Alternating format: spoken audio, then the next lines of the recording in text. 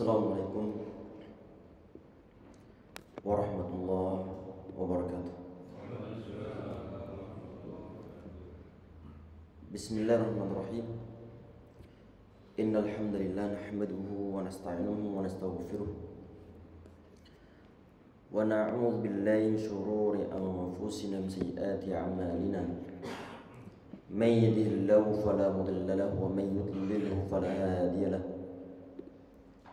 وأشهد أن لا إله إلا الله وحده لا شريك له وأشهد أن محمدا عبده ورسوله ثم أما بعد.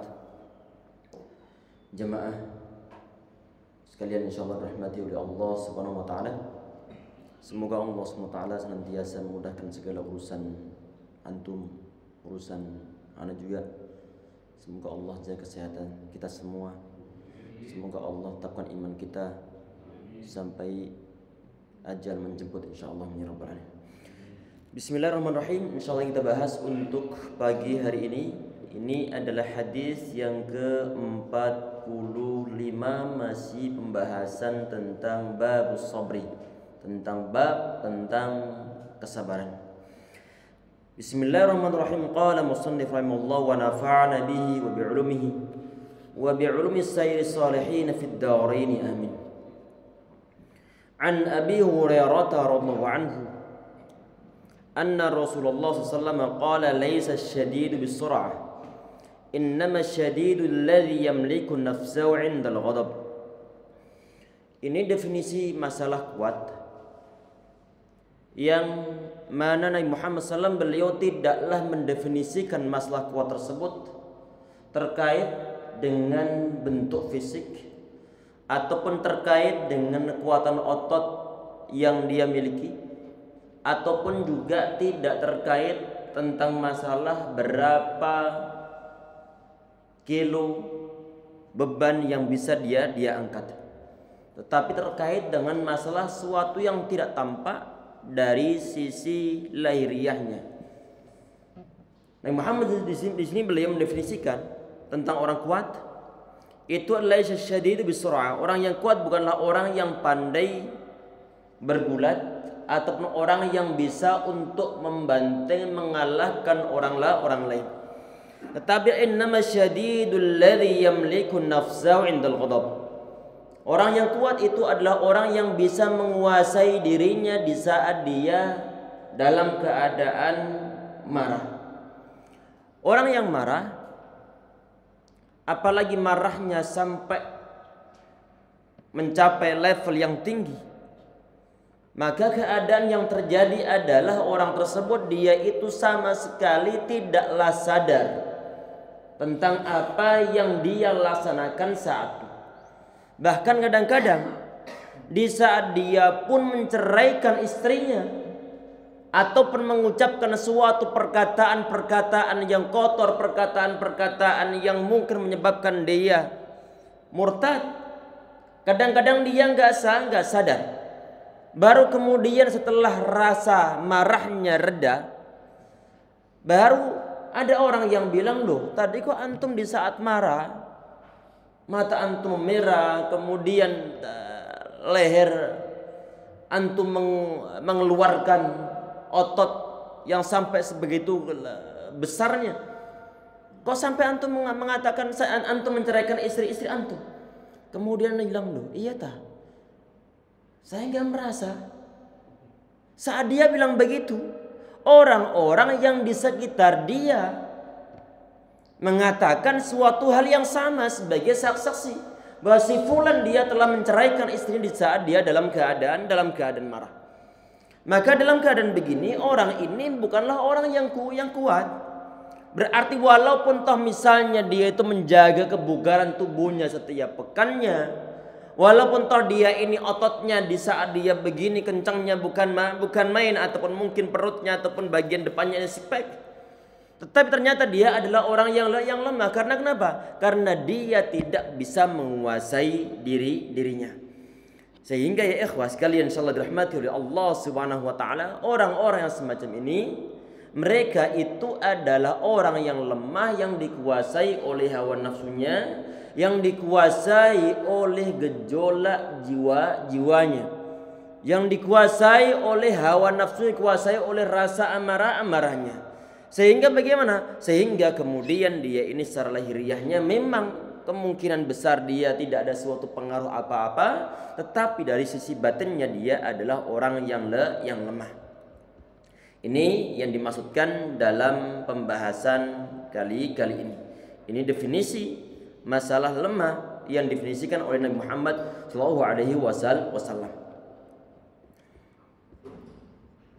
Tentunya untuk masalah ghadab ataupun suatu rasa marah yang menguasai seorang, ini para ulama secara garis besar mereka membagi menjadi tiga macam. Yang pertama adalah sampai ke level yang disebut sebagai ighlaq. Sampai ke level yang disebut sebagai ighlaq. Yang mana rasa amarah ini di saat dia itu menguasai dirinya, dia memang benar-benar enggak sadar tentang apa yang terjadi pada dirinya saat itu. Sudah dikuasai oleh hawa nafsu, dikuasai oleh rasa amarah ataupun rasa murka, rasa benci, sehingga nggak sadar sama sekali. Ini adalah level yang pertama. Kenapa ighlaq? Ighlaq itu adalah diambil dari kata aghlaqa. Aghlaqa berarti adalah mengunci atau menutup. Menutup apa ya? Menutup kesadaran, menutup otaknya, menutup jiwanya, menutup hati nurani-nuraninya. Sehingga apapun yang dia laksanakan saat itu dia nggak sadar. Setelah sadar, baru kemudian dia mengetahui bahwa apa-apa yang di sekitarnya telah remuk semuanya. Tayyib. Kemudian level yang kedua, ini adalah dia marahnya bukan main. Cuman dia itu masih sadar dengan apa yang dia ucapkan. Itu level yang kedua. Sedangkan level yang ketiga, ini adalah yang agak ringan sedikit, adalah memang ada rasa amarah, tapi dia masih bisa mengendalikan dirinya. Untuk bisa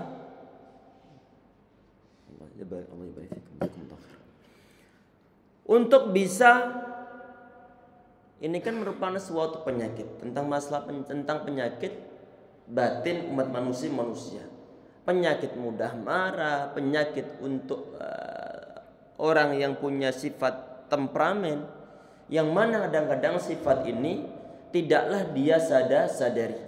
Yang mengetahui sifat ini kadang-kadang adalah orang lain, orang yang berada di luar keluarga ataupun orang yang sering bermuamalah dengan kita.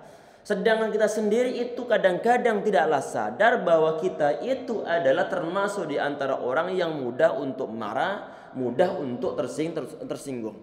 Sehingga bagaimana? Sehingga kadang-kadang kita itu susah untuk mengobatinya. Orang yang bisa untuk terobati itu adalah orang yang sadar dengan penyakit-penyakitnya. Oleh karena itu, dalam masalah ini para ulama mereka membahas, yaitu yang pertama masalah apa? Tentang masalah pengobatan. Masalah pengobatan atau berkaitan dengan masalah penyakit yang dia miliki. Yang pertama adalah di saat ada misalnya ada orang lain, dia itu mengingatkan, "Mas, antum itu orangnya mudah marah. Orangnya mudah tersinggung. Tidak pandang apakah masalah yang antum hadapi itu masalah besar ataukah masalah kecil. Tapi antum itu orangnya adalah mudah marah. Tidak terkait dengan hanya masalah keluarga, tetapi terkait dengan masalah anak buah antum, terkait dengan orang-orang yang berada di sekitar antum. Antum itu mudah marah." Ini orang di saat dia diingatkan begitu, kadang-kadang dia itu tidak merasa. Sehingga kemudian bagaimana? Sehingga kemudian dia membantah. "Enggak kok, ana masih orang yang sabar, masih biasa-biasa, beda dengan si fulan." Di saat dia dibilang begitu, kemudian dia malah banding-bandingkan dengan yang lainnya. Kalau sudah banding-bandingkan, separah apapun penyakit batin yang dia derita, maka dia itu tidak akan sadar sama sekali. Padahal ucapan yang diucap oleh seorang muslim terhadap saudaranya itu adalah merupakan suatu cerminan ataupun merupakan suatu keadaan yang bisa untuk mengetahui kelemahan diri kita.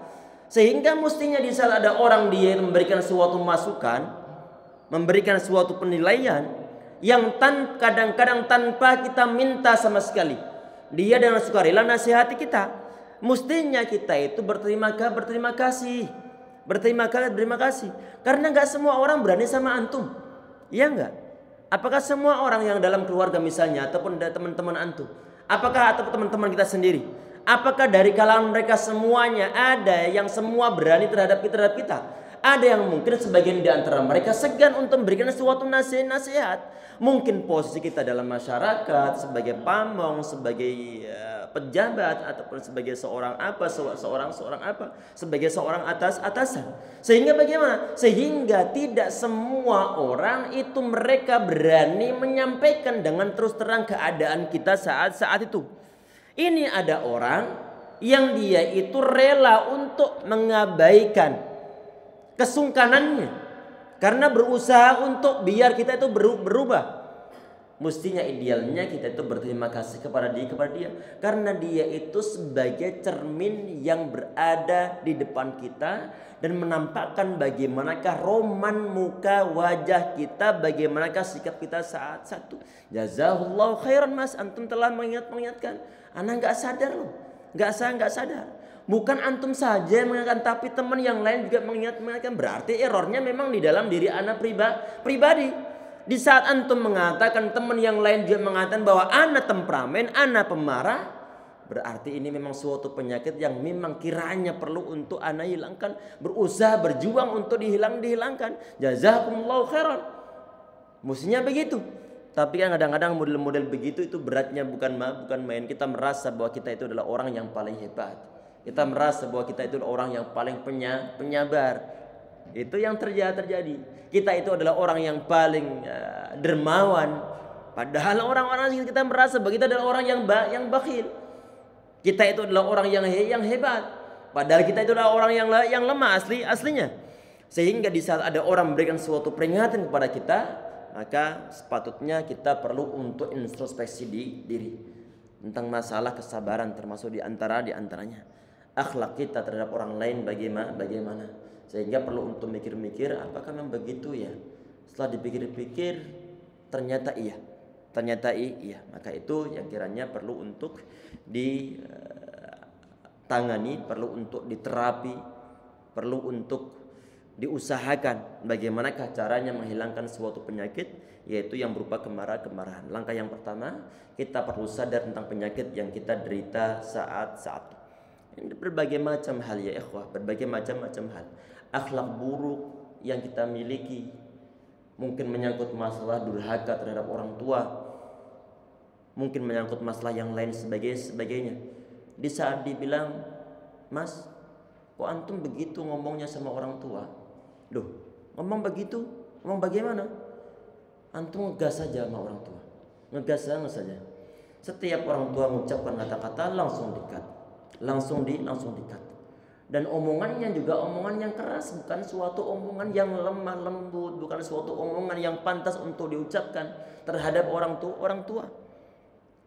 Ini orang kadang-kadang dia juga berengkel ataupun nggak mengakui bahwa si fulan ataupun si A ini dia mudah untuk mengucapkan perkataan yang keras terhadap orang tuanya. Dia nggak sadar, tapi yang mengetahui siapa? Yang mengetahui adalah orang yang melihat tindak tanduk atau ucapan yang tidak semestinya yang dia ucapkan terhadap orang tuanya. Sehingga kalau dia seandainya sadar, maka dia akan berusaha untuk mengobati ataupun untuk berusaha merubah dirinya. Kemudian keadaan yang kedua yang perlu untuk dia sadari tentang masalah suatu penyakit batin, penyakit dalam diri kita pribadi, itu adalah karakter yang dimiliki oleh seorang. Itu akan tampak di saat dia itu menghadapi suatu permasalahan. Di saat ada suatu permasalahan yang menyangkut, mungkin tahu-tahu mendapatkan suatu berita ada sebagian di antara keluarga yang meninggal. Di saat dia itu adalah orang yang sabar atau orang penyabar, maka sikap pertama kali itu yang akan dia tampakkan. Kalau misalnya dia bersabar, dia ada seorang penyabar, maka memang dari pertama kali itu sikap yang tampakkan itulah nanti yang bisa menilai keberadaan ataupun keadaan orang tersebut bagaimana jati dirinya. Termasuk misalnya masalah kemarahan. Di saat dia mungkin dibuat tersinggung oleh orang lain, kemudian dia tidak langsung untuk menempeleng, tidak langsung untuk mengucap kata-kata kotor, walaupun toh dia aslinya bisa untuk mengucapkan. Maka ini tentunya sifat yang ditampakkan itu dia adalah sifat yang memang benar-benar dia miliki. Kemudian yang ketiga adalah perlu untuk ada terapi dalam diri dia pribadi. Perlu untuk latihan untuk bersabar. Yang dibahas di sini, yang dalam hadis ini itu adalah menyangkut masalah kesabaran, menyangkut masalah menahan suatu rasa amarah. Di saat seorang itu dia bisa menahan, bisa latihan untuk menahan rasa amarahnya, di saat aslinya dia bisa melampiaskan kemarahannya, maka itu dia adalah orang yang kuat. Sebaliknya, maka di saat segala rasa amarah kemudian dilampiaskan dengan membanting pintu, dengan mungkin banting piring ataupun yang lain sebagainya, maka dia saat itu dalam kondisi lemah. Maka dia bukanlah orang yang syadid, dan insya Allah semua bisa dilatih. Berdoa pada Allah SWT dengan nyabarkan diri. Semoga Allah SWT memberikan kita kesabaran dan termasuk di antara orang-orang as-sabirun insyaallah ya rabbal alamin. Kemudian hadis yang ke 46. Wa an Sulaiman bin Surat radhiyallahu anhu. Beliau mengatakan, kuntu jalisan ma'an Nabi sallallahu alaihi wasallam. Aku pernah duduk bareng bersama Nabi Muhammad sallallahu alaihi wasallam.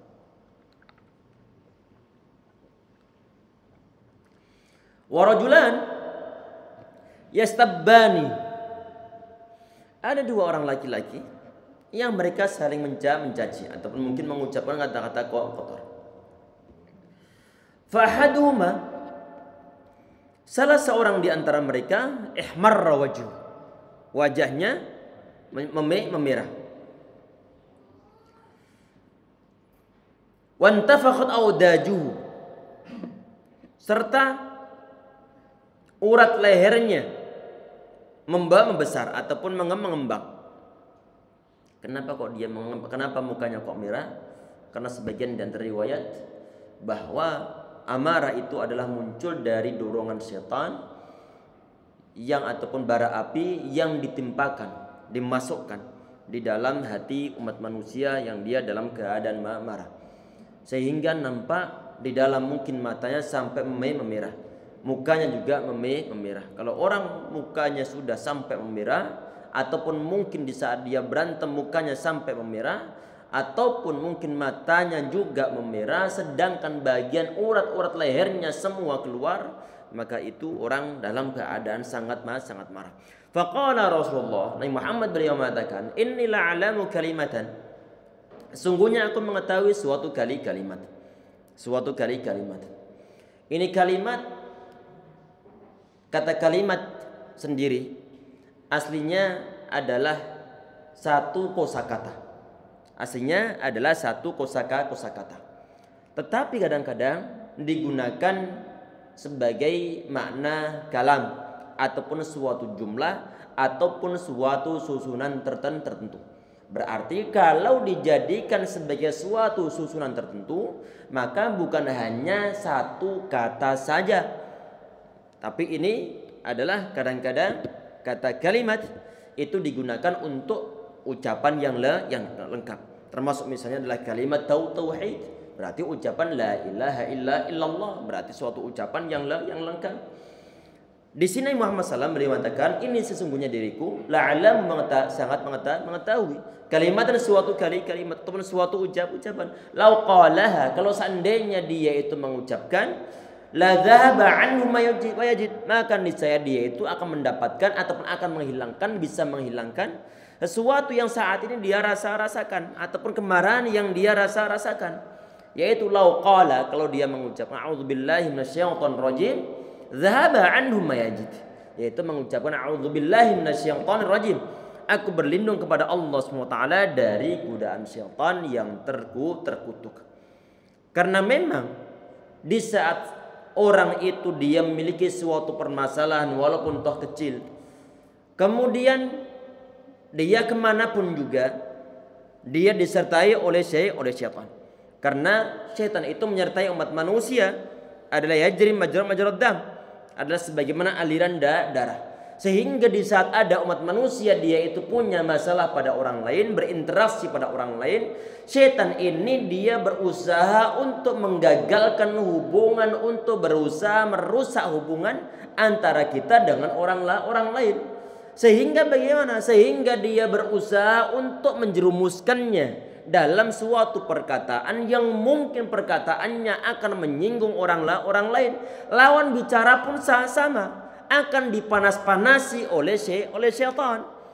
Sehingga bagaimana? Sehingga saat si A dia dipanas-panasi oleh syaitan dari gejolak syahwatnya, dari gejolak amarahnya, dari gejolak yang ditembuhkan oleh syaitan, yang si B pun sama. Sehingga bagaimana? Sehingga ini seakan-akan si A sama si B ibaratnya adalah suatu wayang yang mudah untuk dibuat marah, mudah untuk dibuat tersinggung. Sehingga kalau sudah begitu maka perkataan-perkataan kotor akan mudah untuk diucapkan. Kalau sudah begitu pula maka hal-hal yang sebelumnya mungkin sudah lupa, masa-masa lalu kemudian diungkit semuanya. Kalau sudah diungkit, lawan bicara pun nanti akan mengungkit semua yang dibongkar, membongkar aib. Sehingga masing-masing dari lawan bicara tersebut mereka akan kian marah, akan kian berseteru. Sehingga bagaimana? Nabi Muhammad SAW beliau di saat melihat sebagian di antara umat manusia di zaman beliau ada yang model-model begitu, kemudian beliau mengatakan, "Innila alamu kalimatan law qalaha la dhahaba ma yajid." Sesungguhnya diriku mengetahui suatu kalimat, kalau seandainya kalimat tersebut dia ucapkan, niscaya akan hilanglah apa yang dia dapatkan dalam jiwanya. Yang berupa apa? Yang berupa rasa amarah, yang berupa emosional ataupun temperamen yang sudah melampaui batas. Yaitu ucapan yang intinya di sini itu adalah ucapan ta'awud, yaitu minta perlindungan kepada Allah Subhanahu wa taala, yaitu a'udzubillahi minasyaitonir rajim. Ini menyangkut masalah rasa amarah ya ikhwah sekalian ya, insyaallah dirahmati oleh Allah Subhanahu wa taala. Tentunya enggak semua keadaan marah itu tercela. Kita ulang, tidak semua keadaan marah tercela. Pernah kita sampaikan sebelumnya. Apa itu?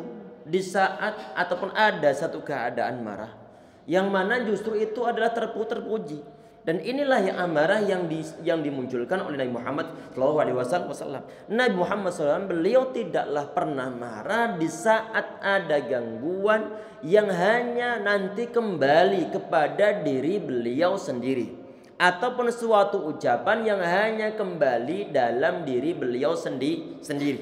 Tetapi di saat ada syariah, ada unsur ajaran Nabi Muhammad SAW, ada unsur wahyu, ada unsur ataupun hal yang berkaitan tentang masalah Allah SWT yang dihinakan, maka kemudian beliau akan marah. Termasuk apa? Marah beliau nampak di saat sahabat Usama bin Zaid radhiyallahu anhu. Beliau melobikan untuk memintakan keringanan terhadap pemotongan ataupun terhadap suatu had, hukum potong tangan yang mau dijatuhkan terhadap seorang wanita dari kalangan Bani Makhzum. Kisah sangat masyhur yang ketahuan mencuri, kemudian mereka berusaha untuk melobi Nabi Muhammad SAW. Tidak ada yang berani untuk melobi, tidak ada yang berani untuk mintakan suatu keringanan atau suatu syafaat kecuali Usama. Nabi Muhammad SAW beliau marah. Atashfa'u haddan min hududillah. Wahai Usama, apakah engkau akan memberikan suatu syafaat terhadap suatu had dari had-had Allah Subhanahu wa taala? Nabi Muhammad SAW beliau sangat marah saat itu. Termasuk yang beliau tampakkan di saat sahabat Mu'adz bin Jabal radhiyallahu anhu. Nabi Muhammad beliau pernah dilaporin oleh orang yang berada di satu kampung dengan sahabat Mu'adz radhiyallahu anhu. Karena kenapa? Sahabat Mu'adz radhiyallahu anhu di saat beliau sehabis salat Isya bersama Nabi Muhammad SAW, kemudian beliau pulang kampungnya, kemudian beliau menjadi imam di sana. Ternyata bacaan yang beliau baca sangat panjangnya, bukan Al-Baqarah beliau baca. Sehingga kemudian ini orang sebagian di antara mereka kemudian mufaraqah. Tidak sholat bersama sahabat Mu'adz bin Jabal radhiyallahu anhu, sholat sendiri-sendirian. Kemudian setelah selesai sholat, sahabat Mu'adz mengetahui bahwa si fulan ini dia sholatnya sendiri-sendirian. Kemudian dibilang bahwa ini sahabat ini dia munafik, akan dilaporkan terhadap Nabi Muhammad SAW. Justru orang ini akan melaporkan karena apa? Karena dia dituduh telah munafik. Kenapa kok munafik? Dalam penilaian Sayyidina Mu'adz bin Jabal radhiyallahu anhu, karena orang-orang yang tidak mau sholat berjamaah di zaman tersebut itu adalah orang-orang munafik. Sehingga bagaimana? Sehingga itu penilaian Sayyidina Mu'adz bin Jabal radhiyallahu anhu. Baru kemudian hari berikutnya mereka mengadu kepada Nabi Muhammad SAW. Nabi Muhammad SAW beliau tidak membela sahabat Mu'adz bin Jabal radhiyallahu anhu. Beliau afatana ya Mu'adz, apakah engkau menjadi sumber fitnah wahai Mu'adz? Ini artinya bagaimana? Bahwa ada sebagian di antara keadaan marah yang justru itu adalah suatu hal yang baik. Khususnya yang menyangkut masalah kalau suatu syariah diinjak-injak. Ataupun misalnya ada sebagian di antara keluarga kita sudah dinasihati bermacam-macam, dinasihati berkali-kali. Untuk sholat, yang istri untuk dinasihati untuk nutup auratnya secara sempurna, yang anak laki-laki sudah diajak untuk jamaah di masjid, tetapi kok masih begitu-begitu aja sama sekali. Bahkan kadang-kadang dia itu mungkin malah ngegas terhadap orang tuanya. Maka kalau seandainya orang tua marah dalam tahap ataupun dalam batasan tertentu, maka itu adalah suatu hal yang baik. Sedangkan kalau misalnya ada suatu penghinaan yang menyangkut diri kita pribadi, kemudian kita anggap udah nanti tanggung jawab di sisi Allah Subhanahu wa taala. Seandainya kita bisa maafkan, seandainya kita itu bisa untuk mendoakan dia semoga dia mendapat suatu hidayah dari Allah Subhanahu wa taala. Mungkin menganggap bahwa kita itu bagaimana, mungkin menganggap kita dibully dan penampilan luar, maka anggap angin lalu saja tanpa tersinggung, tanpa suatu rasa amarah. Tayyib. Kemudian hadis yang ke-46. Hadis yang ke-47. Wa an Mu'adz ibn Anas. Ini yang ada dalam hadis 47, bukanlah hadis yang diriwayatkan oleh sahabat Mu'adz bin Jabal. Karena memang namanya lain. Ini adalah sahabat Mu'adz ibn Anas radhiyallahu anhu. Ini beliau berdomisili ataupun beliau di akhir hayatnya tinggal di Mesir. Ini beliau berkabilah Al-Juhani, sampai saat ini masih ada Al-Juhani. Kemudian di sini beliau mengatakan, qala an-nabiy sallallahu alaihi wasallam, man kawama ghaidhan, barang siapa yang menahan ataupun yang bisa menahan amarahnya. Kalau menahan amarah berarti dorongan untuk membanting pintu, dorongan untuk mecah piring, dorongan untuk mengucapkan kata-kata kotor, dorongan untuk nempeleng, dorongan untuk munculkan ataupun mengungkapkan kemarahan dalam hatinya, berhasil dia kekang. Ini adalah man kadzama ghaidhan wa huwa qadirun ala ayyunfidhu, sedangkan dia aslinya dia itu bisa untuk melampiaskannya. Orang tua yang dalam keadaan marah terhadap anaknya, kemudian dia bisa menahan dirinya untuk tidak nempeleng, untuk tidak mencaci anaknya, untuk tidak nyumpahin anak-anaknya. Padahal rasa amarahnya sangat besar, ingin nempeleng. Orang tua ini saat ditanya apakah antum bisa nempeleng saat dalam keadaan marah, sangat bisa, wong saya orang tua. Di saat misalnya ada orang terlepas dari masalah kepolisian ya, terlepas dari masalah kepolisian. Saat misalnya ada seorang atasan di suatu perusahaan, di saat dia marah, apakah antum bisa untuk melampiaskan rasa amarah antum dan menempeleng anak buah? Saya bisa karena saya atasannya, terlepas dari masalah hukum kepolisian. Ataupun misalnya sebagai pengajar seorang guru. Dia ini misalnya memuara banget terhadap anak didik-didiknya. Tapi dia berusaha untuk nahan amarah-amarahnya. Aslinya dia bisa untuk melampiaskannya. Maka orang ini insya Allah masuk dalam kategori hadis dalam poin-poin ini. Bagaimana kalau ada orang dia itu bisa menahan rasa amarahnya, sedangkan dia itu aslinya bisa untuk melampiaskannya, bisa untuk melampiaskannya. Mulutnya benar-benar bisa dia kendalikan untuk tidak mencaci maki, untuk tidak mengucap kata-kata kotor, untuk tidak sumpah serapah terhadap orang lawan bicara dia. Aslinya dia bisa untuk melampiaskannya. Maka bagaimana? Da'ahu Allah subhanahu wa ta'ala ala ru'usil khalaiqi yaumal qiyamati hatta yukhayyirahum lahuril 'aini ma yasha atau ma sya. Maka nanti pada hari kiamat Allah subhanahu wa ta'ala itu akan memanggil dia di hadapan semua umat manusia. Ini pemanggilannya bukanlah karena faktor kasus. Pemanggilannya bukanlah karena untuk memberikan suatu hukuman. Sebagian di antara pemanggilan memang pemanggilannya untuk memberikan suatu hukuman, untuk mempermalukan di hadapan semua umat manusia. Tapi ini enggak. Tapi untuk memberikan suatu penghargaan terhadap orang ini yang berhasil ngekang kemarahannya. Padahal dia bisa untuk melampiaskannya.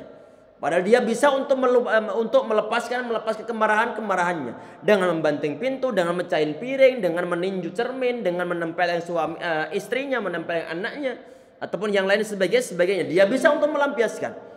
Tapi ternyata dia bisa untuk menahan rasa amarahnya, sehingga sebagai suatu bentuk penghargaan Allah Subhanahu wa taala terhadap orang-orang yang sabar semacam ini, orang yang bisa menahan hawa nafsunya, menahan gejolak kemarahannya, maka Allah Subhanahu wa taala memberikan suatu penghargaan. Dengan cara bagaimana? Dengan cara nanti pada hari kiamat umat manusia dikumpulkan di hadapan Allah Subhanahu wa taala, orang ini akan dipanggil oleh Allah Subhanahu wa taala. Penghargaan itu ya ikhwah, di saat suatu hal diberikan sebagai suatu bentuk penghargaan, akan terasa lebih dihargai, terlepas dari masalah riak-riaknya ya, adalah di saat banyak orang dikumpulkan. Misalnya ada penghargaan penobatan sebagai seorang siswa terpelajar, siswa pilihan, siswa unggulan, siswa yang terunggul ataupun yang terbaik. Ini penghargaannya bukan diantar ke rumah. Bukan diantar ke rumah secara diam di saat malam hari. Diantar ke rumah muridnya ke pintu. Enggak. Walaupun toh mungkin di saat ada yang nganter begitu dan tanpa ada dihadiri oleh orang lain, mungkin sudah merasa dihargai. Sudah merasa dihargai. Terlebih lagi kalau misalnya semua siswa diundang untuk hadir dalam suatu hari tersebut, hari memberikan suatu penghargaan. Semua murid, semua wali murid juga diundang, termasuk semua birokrasi diundang, semua jajaran yayasan diundang, semua guru diundang. Dipanggillah nama si fulan sebagai seorang murid yang teladan. Tentunya ini suatu penghargaan yang cukup besar. Di saat Allah Subhanahu wa taala mengumpulkan semua umat manusia, kemudian memanggil si fulan bin si fulan, dia bisa menahan rasa amarahnya, sedangkan dia itu bisa untuk melampiaskannya. Kemudian diberikan penghargaan oleh Allah Subhanahu wa taala. Di antaranya apa? Di antaranya adalah hatta yukhayyirahum min al-huril 'aini ma sya. Dia ini orang disuruh untuk milih bidadari surga. Al-hur la'in ini kalau dibilang al-hur, ini kata para ulama secara penggunaan tata bahasa atau penggunaan bahasa Arabnya, itu adalah kalau warna hitam yang sangat pekat di tengah warna putih yang sangat putih, ini disebut sebagai hur, hur.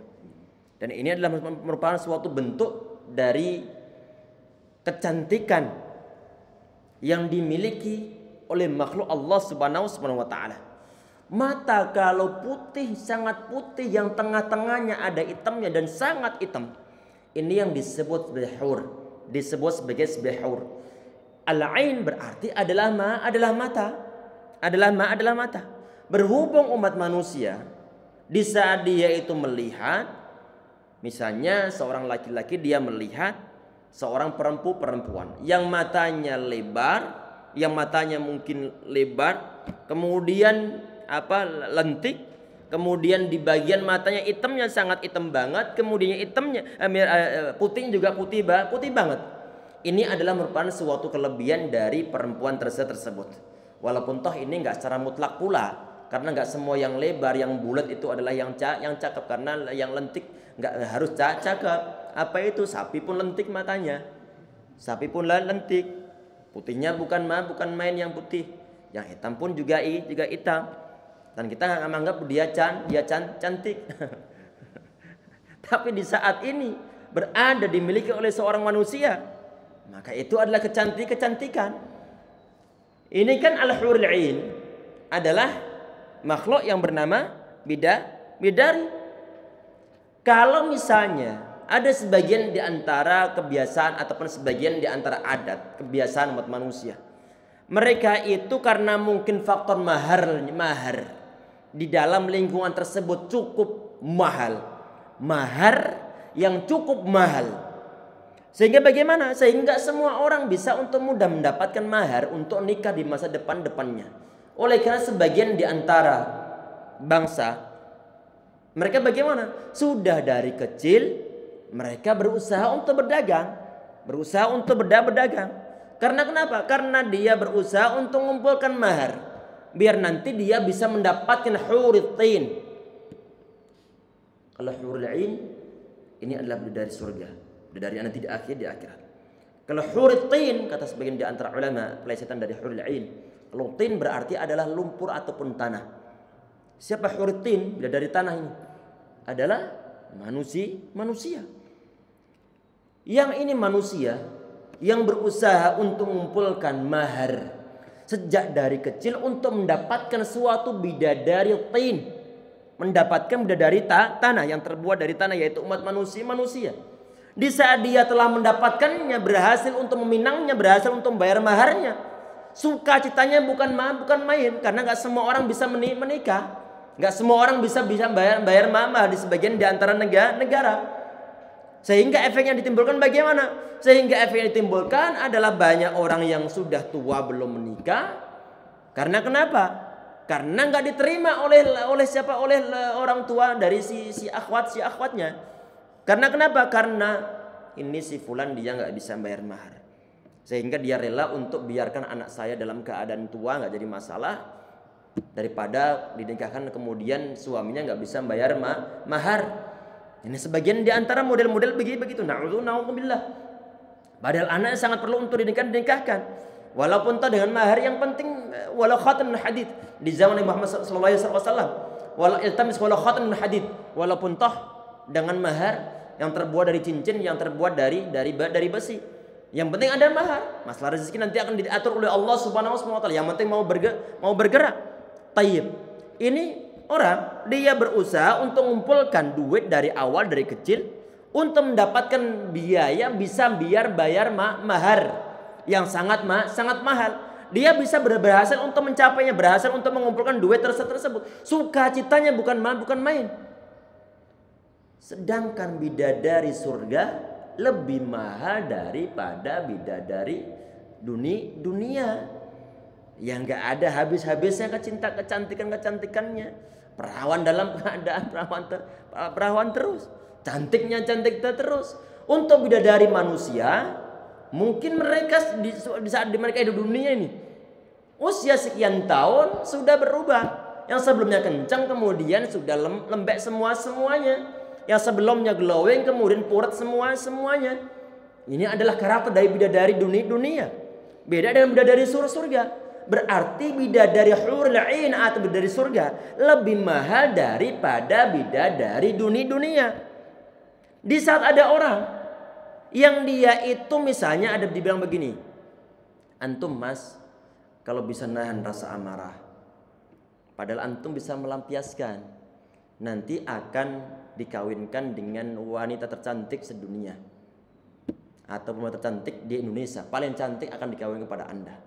Ataupun milih negara mana, hadiahnya bagi orang-orang yang bisa untuk nahan amarah, nggak mudah untuk tersinggung, nggak mudah untuk melampiaskan amarahnya, padahal dia bisa melampiaskan amarahnya. Kemudian akan diberikan suatu penghargaan, disuruh milih negara mana wanita yang tercantik akan dikawinkan dengan orang tersebut.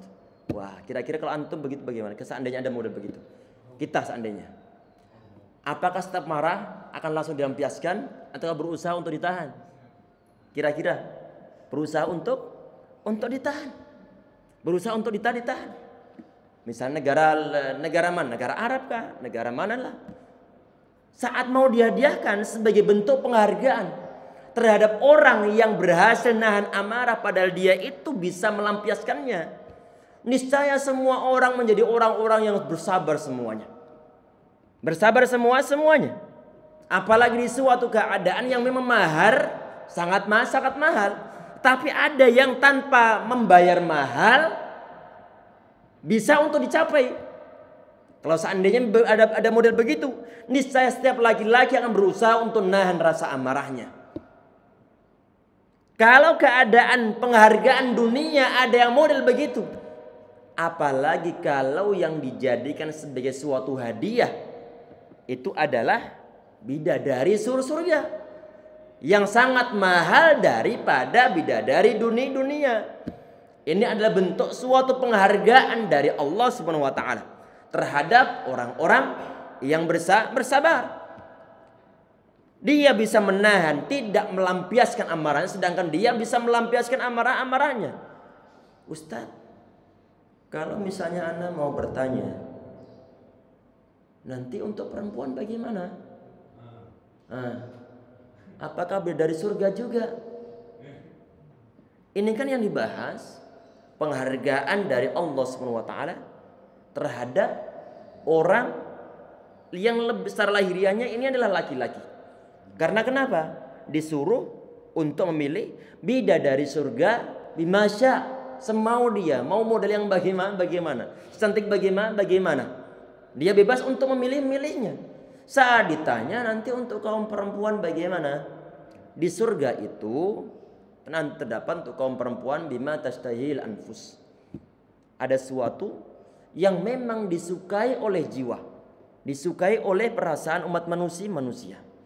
Berhubung yang menjadi pokok perhatian kaum laki-laki pada umumnya itu adalah kaum wanita, maka yang dijadikan sebagai imbing-imbing dalam syariah itu adalah bidadari surga, termasuk mati syahid, termasuk yang lain sebagainya. Kan iming-imingnya apa? Bidadari surga. Tayyib. Karena kenapa? Pada umumnya kaum laki-laki itu tertarik pada kaum perempuan. Sehingga yang paling menarik itu adalah bidadari surga. Kalau kaum perempuan, Allahu a'lam, mereka mencintai, mereka menginginkan apa? Tapi di surga semua tersedia nanti. Kalau misalnya nanti yang membuat puas kaum perempuan itu adalah perhiasan ataupun mungkin make up ataupun mungkin kecantikan ataupun yang lain sebagainya, kalau seandainya itu ya hal yang paling menarik, maka insya Allah akan diberikan suatu balasan yang setimpal terhadap perempuan tersebut. Allahu a'lam, berhubung dalam hadisnya tidak ada, maka kita nggak bisa nebak-nebak apa nanti yang menjadi suatu iming-iming nanti di surga di saat seorang wanita dia bisa nahan rasa amarahnya sedangkan dia bisa melampiaskannya. Kita hanya bisa mengucapkan Allahu a'lam bissawab. Yang jelas nanti akan ada balasannya. Karena kenapa? Kan di sini hadisnya man kadzama ghaidhan.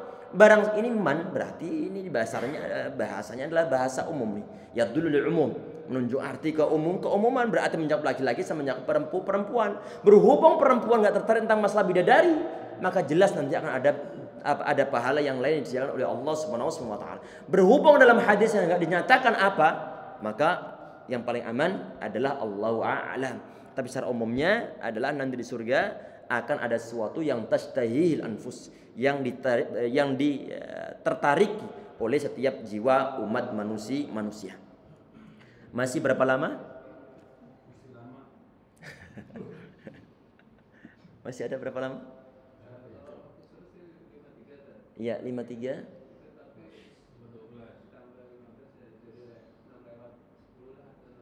Tayyib. Itu sudah sama sekali tanya jawab? Iya. Tambah dikit lagi insyaallah ya.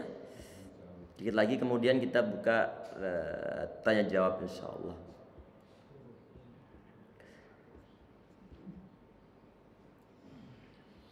Kemudian ada sebagian di antara contoh dari generasi salaf ya ikhwah. Tentang masalah apa? Tentang masalah al-kadhimin al-ghaidh, atau menyangkut masalah orang yang kadhama ghaidhan, orang yang bisa menahan rasa amarah-amarahnya. Ada sebagian di antara kisah ini sahabat Husain ibn Ali ibn Abi Thalib radhiyallahu anhuma. Beliau tentunya adalah Husain bin Ali radhiyallahu anhuma. Ini yang meninggal di Karbala radhiyallahu anhu. Dan beliau adalah cucu dari Nabi Muhammad sallallahu alaihi wasallam. Anak dari Fatimah radhiyallahu anha yang menikah dengan sahabat Ali radhiyallahu anhu. Ini suatu saat beliau minta untuk dibantu menuangkan air wudhu. Allah alam terbuat tempat wadahnya terbuat dari mungkin tembaga atau mungkin dari barang-barang keras yang lainnya. Karena mungkin suatu keadaan tertentu ini tembaga di saat beliau berdiri, tembaga ini langsung mengenai gigi-giginya. Sehingga bagaimana? Sehingga fa'asaba rubaiyatahu wa kasaraha.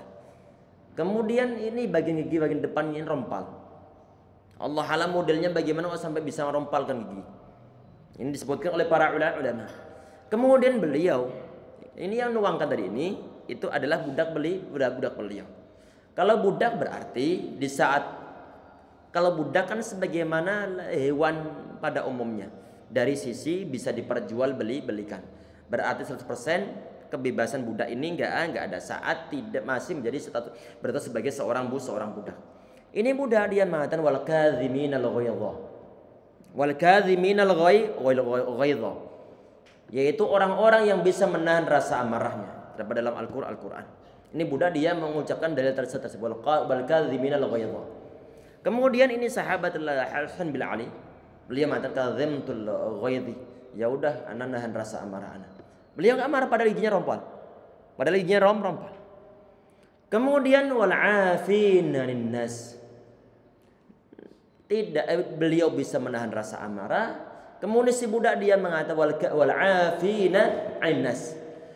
Orang-orang yang bisa memaafkan umat manusia. Ini kemudian ini sahabat Al-Husain bin Ali, afautu anka. Ya udah ana maafkan. Amarah tidak dilampiaskan padahal giginya telah rontok. Gigi rontok tentunya berdarah. Kemudian budaknya mengatakan afinan nas. Dan ya orang-orang yang memaafkan orang lain. Kemudian ini sahabat mengatakan qad afautu anka. Kemudian aku maafkan Anda. Wallahu yuhibbul muhsinin, kata budak ini. Sesungguhnya Allah Subhanahu wa taala mencintai orang-orang yang berbuat suatu kebaikan. Ini sahabat Husain bin Ali langsung mengatakan antahur, enti merdeka. Bisa menahan rasa amarah, kemudian memaafkan, kemudian sampai bisa berbuat suatu kebaikan. Ini budak malah dimerdekakan. Ini budak belum terima lagi nih. Ini hadiah ataupun pesangon dimerdekakan itu apa pesangonnya? Minta pesangon lagi nih ataupun fama jazaa'ul idki. Kata-kata yang disampaikan dalam kisah-kisah ini. Kemudian beliau mengatakan di rumah ini enggak ada apa-apa kecuali pedang dan juga tameng. Ente ambil satu. Sudah membuat suatu kasus yang cukup parah. Yang jelas kemungkinan bisa karena faktor sengaja, bisa karena faktor enggak sengaja. Mestinya beliau bisa melampiaskan amarah-amarahnya. Bisa melampiaskan amarah-amarahnya. Tapi ternyata beliau tidak melampiaskan amarahnya. Kenapa kok beliau bisa melampiaskan amarahnya? Wong beliau tuan. Kalau budak dicambuk pun ini budak nggak akan melawan dia. Nggak akan melawan. Ditempeleng pun budak nggak akan melawan saat itu. Sehingga ini mempunyai suatu kekuasaan penuh. Berarti bagaimana? Dia bisa melampiaskan tapi nggak melampiaskannya. Berarti ini insya Allah termasuk dalam kategori orang yang nanti di hari kiamat akan dipanggil semua oleh Allah SWT. Kemudian orang ini dipanggil di hadapan mereka semuanya. Kemudian disuruh untuk milih bidadari surga yang dia kehendaki. Ini tentunya perlu suatu perjuangan yang sangat berat. Kita biasa melampiaskan, tapi kita tidak melampiaskannya. Beda keadaannya dengan orang yang nggak bisa melampiaskan. Rasa amarah ada, cuma dia nggak bisa melampiaskan. Karena kenapa? Seorang anak yang dimarahi oleh orang tuanya, dia nggak bisa melampiaskan rasa amarahnya. Ataupun seorang murid yang marah sama guru-gurunya, dia nggak bisa melampiaskan amarahnya. Ataupun seorang karyawan, seorang anak buah, seorang staf yang dimarahi oleh bosnya. Marah bukan main, marah di depan para karyawan yang lainnya. Malu ada sangat malu. Dalam hati karyawan ini marahnya bukan main, tapi dia nggak berani melampiaskan amarahnya. Maka bagaimana? Nggak termasuk dalam kategori hadis ini. Yang masuk dalam kategori hadis ini adalah orang yang bisa menahan rasa amarahnya, bisa menahan gejolak temperamen saat itu, sedangkan dia bisa melampiaskan marahnya. Tapi dia nggak melampiaskan, maka balasan dari Allah SWT adalah tadi ini. Beda dengan orang yang tidak bisa melampiaskan amarahnya, memang kondisinya dalam keadaan lemah saat itu. Lain lagi urusannya. Tayyib. Mungkin itu sebagai closingnya sebelum ditutup. Barangkali ada yang ingin ditanyakan terlebih dahulu, silakan. Monggo. Okay. Waalaikumsalam warahmatullahi wabarakatuh.